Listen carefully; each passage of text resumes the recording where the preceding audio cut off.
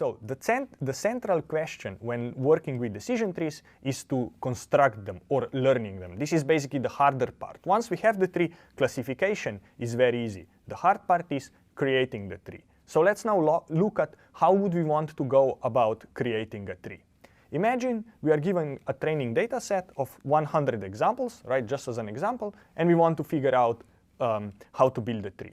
The way we are building the tree is in this kind of recursive fashion from top to bottom. So the idea is that first we decide on a decision node.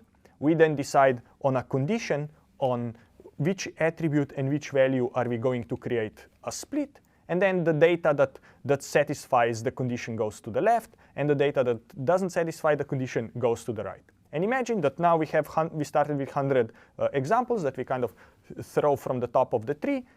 10 of them go to the left, and 90 of them go to the right.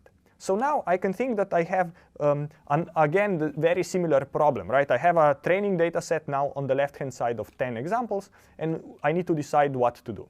One option would be to say, look, OK, I will put a decision node here. I will decide which is the next feature to split on, what is the value, and that would create the left subtree and the right subtree. Or I could decide that I only see 10 training examples. That is very little. Let me actually go and create a prediction node here. So let me stop building the tree on this side, but let me create a prediction node. And here is my prediction node predicting the kind of the best prediction possible, 0.42, right?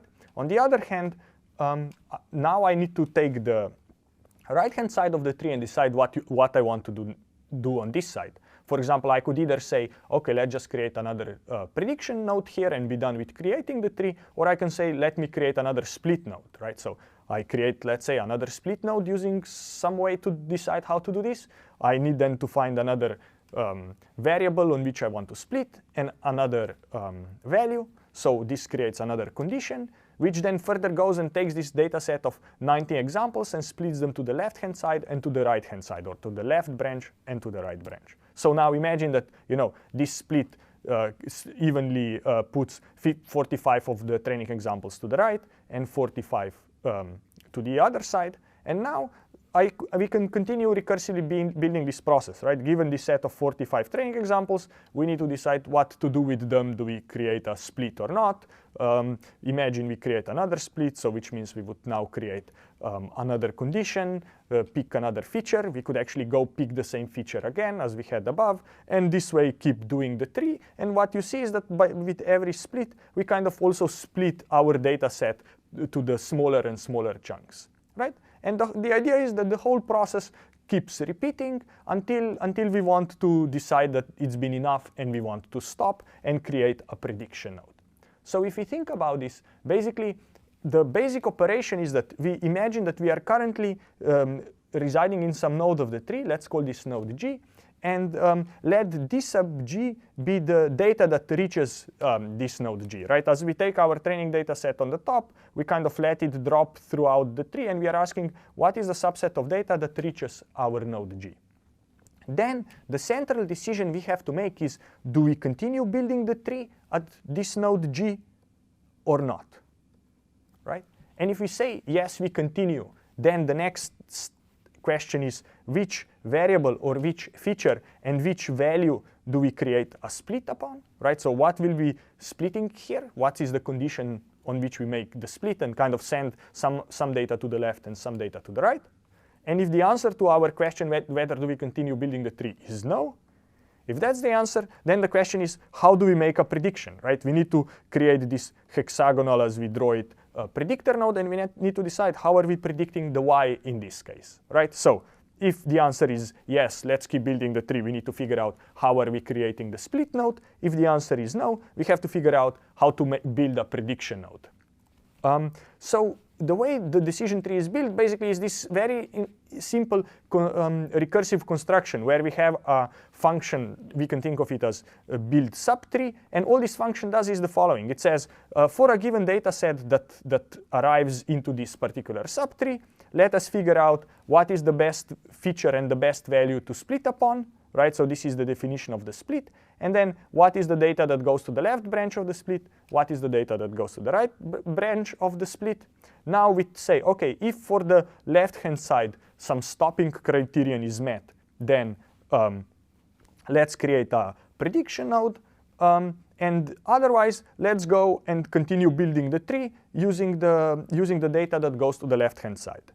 And we do the same thing with the right-hand side, right? We say, are we satisfied with all the data that came into this subtree? If there is some stopping criteria that says yes, then we say, OK, let's build a prediction node. Otherwise, let's continue building the tree, right? So at every step, all we have to do is find the split and then check whether this stopping criterion is met.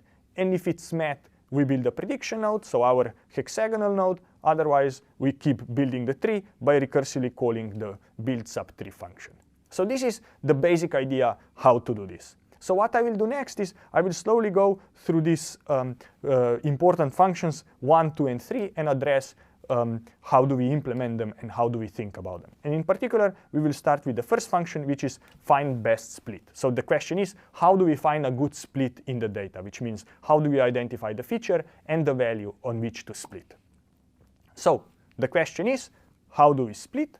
And the idea is, when I say how do we split, is how do we pick the attribute and the value that gives us a good split. So what we have to do is we have to measure or create a criterion or a measure that tells us how successful is splitting on a given value. And now when I say how successful something is, I come to this notion of information gain, right? If we think about intuitively, our idea is that whenever I create a split, I want to do it, if we think about classification, let's go kind of back at predicting whether somebody is wealthy or not, right? I want to create a split in such a way that all the wealthy people go to the left and all the not wealthy people go to the right.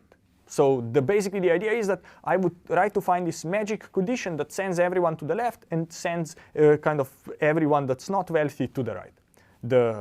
Of course, in real data, we won't be able to do this, but we would like to know for every feature how close to this ideal condition does it bring us. And here is where the notion of information gain is arriving. So what information gain tells us how much a given attribute tells us about the class Y, right? So what is kind of the information about class Y that is stored in a given attribute or feature X.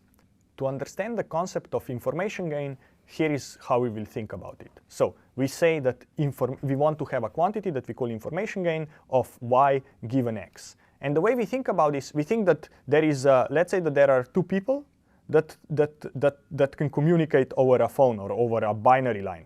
And what the person on the left would like to do, it would like to tell the person on the right who is rich. So now, for example, if a person on the right knows nothing about the properties of the people, then we have to, for every person, we have to tell this person on the right who is rich and who is not.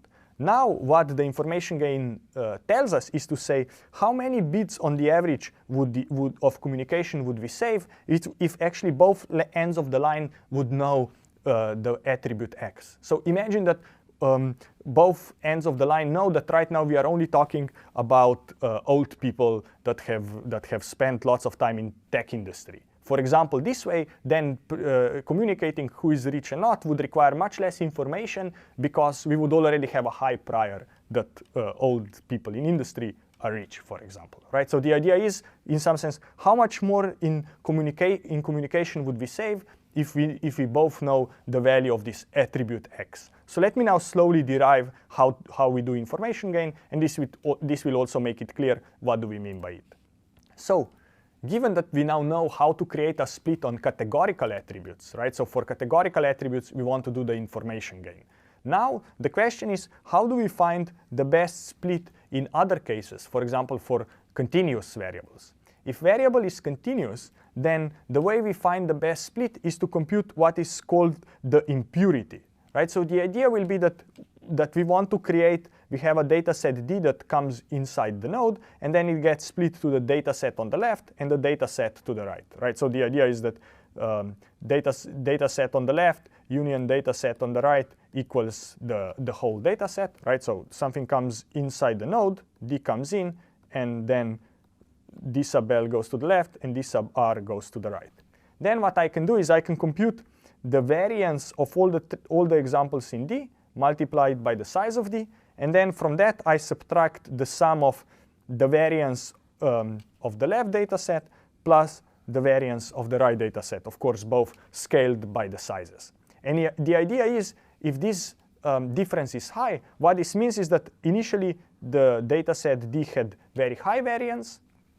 Afterwards, the resulting variance after we split was very small, right? And when I say the variance of D, I simply mean what is the variance of the target variable, right? So it's the average value of y minus the ith value of y squared, summed up, and taken the average. So this is what I mean by variance. And the goal is that, the idea is that at the beginning, I have lots of variance. After the split, each individual data sets, so the left and one data sets, have small variances. And the idea is I want to pick the feature on which to split and the value such that this impurity or this difference in variances is as large as possible.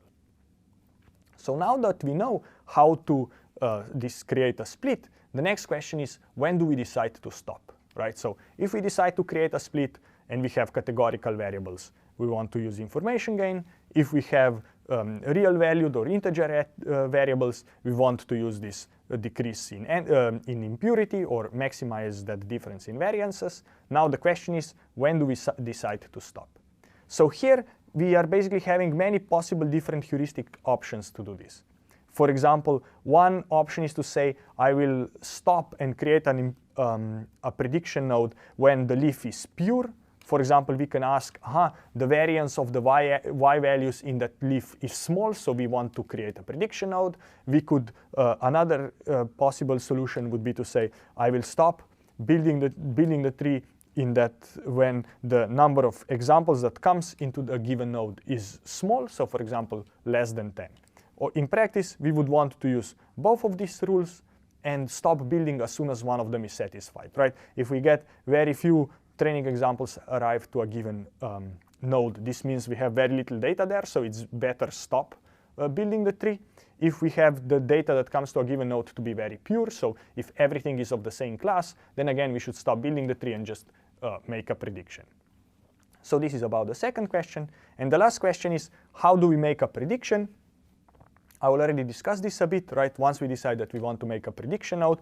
For example, for regression, it's very easy. We can just predict the majority value. Or, for example, we can predict the average y of all the data that is in the leaf.